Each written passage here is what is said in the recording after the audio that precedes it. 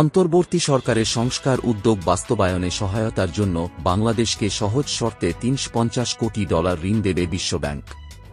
New ইয়র্কে জাতিসংঘ সদর দপ্তরে জাতিসংঘ সাধারণ অধিবেশনের ফাঁকে বাংলাদেশের অন্তর্বর্তী সরকারের প্রধান উপদেষ্টা মোহাম্মদ ইউনূসের সঙ্গে সাক্ষাতের সময় বিশ্বব্যাংকের প্রেসিডেন্ট অজয় বাঙ্গা এই সহায়তার ঘোষণা দেন। প্রধান উপদেষ্টার এক্সে এ তথ্য জানানো হয়েছে।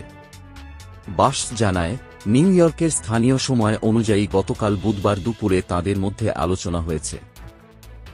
ইউনূসের দীর্ঘদিনের বন্ধু অজয় বাঙ্গা বলেন, বিশ্বব্যাংকের দেওয়া ঋণের মধ্যে কমপক্ষে $200 কোটি হবে নতুন ঋণ এবং আরও $150 কোটি বিদ্যমান কর্মসূচি থেকে পুনর্ব্যবহার করা হবে।